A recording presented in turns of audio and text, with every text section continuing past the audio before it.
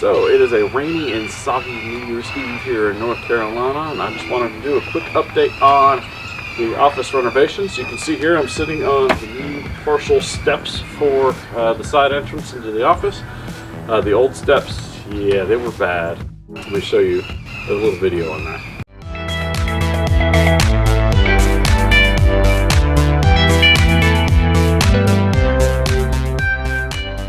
Hey, if you like what you see so far, please be sure to smash that like button and subscribe and click that notification bell so I can annoy you at least once a week.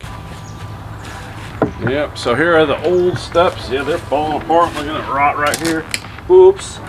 Oops. Yeah, they also didn't make code because they're supposed to be a stringer over 16 inches and it was just too wide. It actually needed a 4th stringer.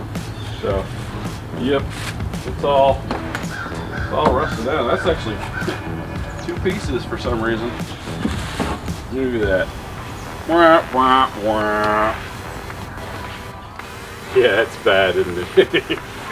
So as we're changing out those steps, which need to be done anyway, we're gonna make some improvements. Namely, we're adding the 4th stringer in here, and we're adding a ledge here, or just a little bit of walkway before you actually go down the steps, and that's so you have a place to stand while you're getting in and out of the door.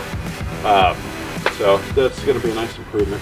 We also are getting ready for our framing inspection, and we've wrapped the house. We got to get the siding up. We got the door installed here. So the siding is the next step. I had some fun with the scaffolding here to get up to those higher levels of the house wrap. You can see that here now. Hey, quick update here. We are wrapping the house here, and I got the part above the door right there. But got a little problem here. I really can't get up there. As far as getting it up there and leaning the ladder against the house, or getting the ladder close enough to where I can reach everything. So I made this scaffolding here. This is redneck. So got my wood rack here, and I just put a 2x6 on it, and the beam, couple screws, and a screw over there. Then I put 2 screws on the top of this beam right here. Yeah, we'll see if this works. All right, let's try it. It actually did work just fine. I didn't fall off or nothing. I'm sorry. I actually had a video of that, but I lost it. So I got the door in here, and it fit just right. I mean, it wasn't too much space in there where I had to shim a whole bunch. We got just a few cracks that I got to fill with expandable foam, and most importantly, the door opens and closes with just the force of your finger, which is the goal. So must say, I'm pretty proud of myself on this one. I've installed a lot of doors, and just good. It likes my finger up pretty good too. So we've got our giant window here, all framed out. We've got filled between the header. We've got the house wrap on the outside. We've got this window flashing all around the windows. Well, not all around, it's up the sides and on the edge, and all that's made to get the water to drain out. So the goal of sealing a house is not to be waterproofing, but water shedding. All right, and what that means is, first of all, you got several layers of defense. The first one being, in this case, vinyl siding, which is going to repel about 90% of the water. And then the paper is going to be another part of it. And then you have tape. You've got this window flashing seal that is doing a lot of the work. But all that together is going to get the water out. So many people think that, especially on a door, you want to run the door behind the paper, but you actually don't. You want to have the paper stop before the door, and in our case we're going to use J-trim above the window to frame it out, but the J-trim is actually going to be right up against the OSB, and then the water will come down off the house wrap, and then it's going to be over. So the water will be coming in this way. You'll have your J-trim, and then your paper will be here, and then the vinyl siding over that. So the vinyl siding, and then any water that gets behind it will actually go along the paper, into the J-trim, out the sides, and then down through the J-trim on the sides. So that provides a whole system of a way just to get the water out. So whatever isn't deflected immediately by the siding has a way to run out. And that comes down all the way to, we slanted this windowsill here just a little bit to the outside to make sure that it doesn't pool up on the top. So even with the rain that we've had last night, you'll notice there is no water that has pooled on this sill. Now, we also have the window to deflect anything. So, hey, it's already doing what it's supposed to do. So I think every project has one of those things that is just ridiculously frustrating beyond your imagination. Mine would be the windows. All right, this is the third attempt of getting windows for this area. I've gone through I thought they were new construction, but they were replacement windows. So that wasn't going to work because I had no frame to put them in. And then I went to order some, and that order got canceled because they're just not making them.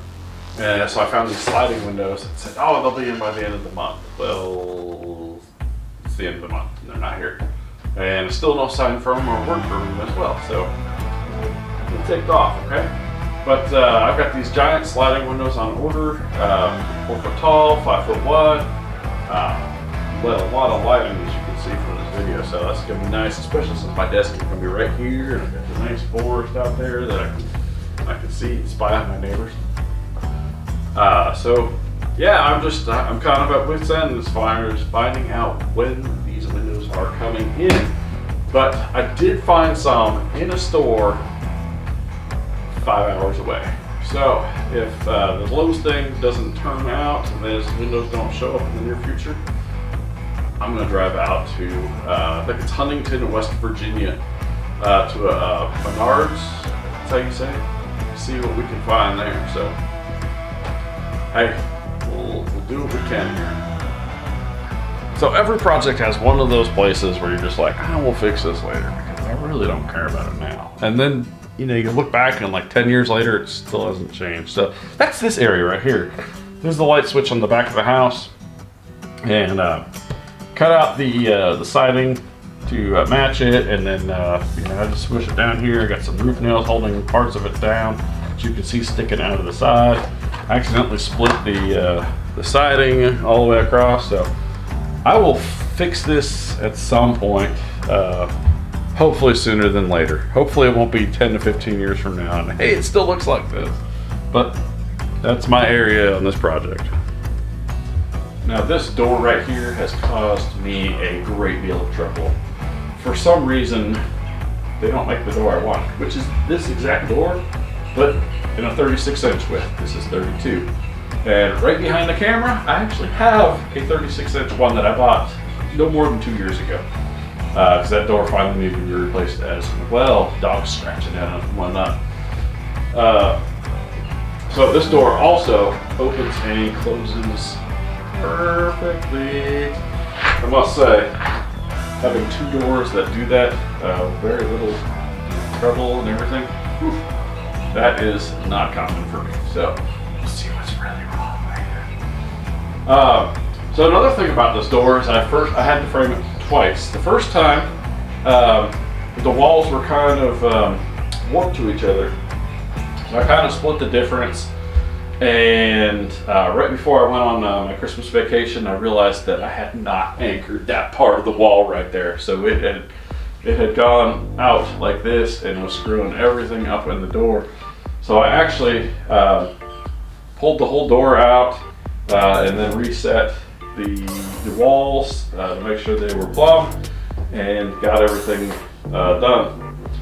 Another interesting story about this door is when I went and bought it, they didn't have internet that day, so they actually had to, I'm just going to show you here. All right, so we're here at this home supply store. Awesome, this door right here. So apparently their computers were down and we had to actually go through and ring the credit card thing by hand, chink, chink. Woo! Haven't seen that in like 2-3 decades now. Awesome. Okay. Woo! I know, I haven't seen that in like 25 years. I remember in the old days when I was growing up in the 80s at Target, they ran the credit card wiper like all the time. You could hear them clicking on all the registers. That checkout took like, I don't know, 10 to 12 minutes, something like that. So, hey, I know that chip reader thing takes a long time, but it's nothing compared to that. So one thing I did, and I wish more people would do this, is for the wires that you got 5 sets coming into a 3-gang box, you know, that's a high ratio. What do they all do? I want to know in 10, 15 years what they all do when, you know, somebody else is working on this house, or, you know, I'm redoing something. I want to know what they did. And what I've done here is actually labeled each wire. So we got power here. This one's going to the inside light here. I got one for the porch light here, one for the outlet, and one for the outlet up here that's going to run the TV. Now, you'll notice here on this wall, there are no, I repeat, no outlets, no boxes, no nothing. And part of this is a strategic plan of, if I want to make this office bigger, I can pull out this whole wall section very easily, along with the door, and just go ahead and expand this whole area in the back, if I ever want to do that. This way, I have my desk right here. I kind of have a partition wall between 2 sides, so I can end up with my main studio on this wall with the dry erase board, and I can have other rooms where I could interview people or be sitting at a computer, whatever. All right, so here we are on the hot tub side of the office, and I've got the siding up here. I'm using plain T111 siding here, simply because I like the texture, and if I ever expand this, I didn't want to put all the time and effort into vinyl siding, especially since it doesn't get wet.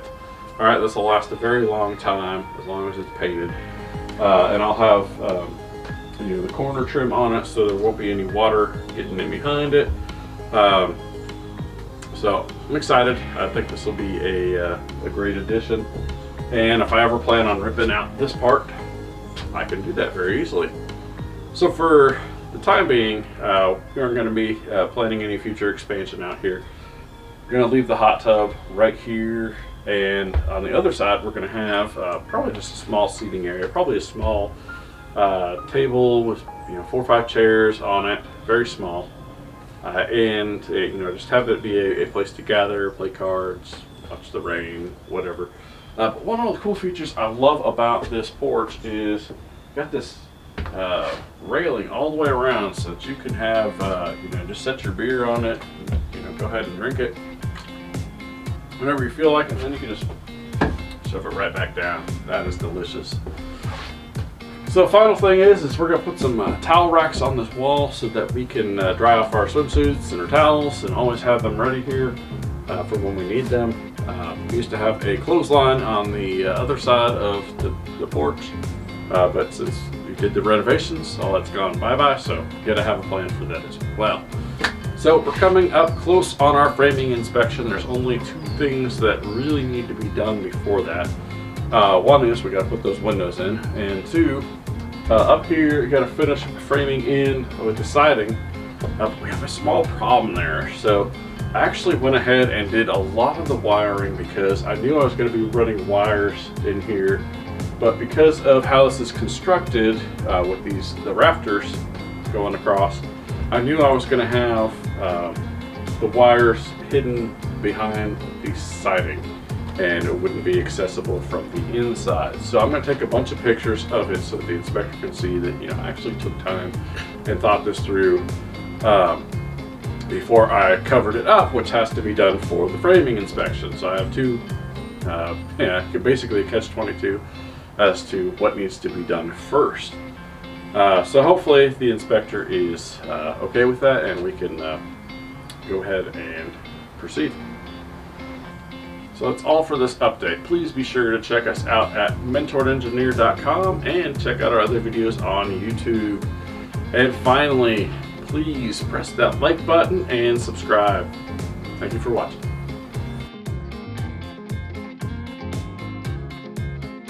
Oh, my cock fell on the ground.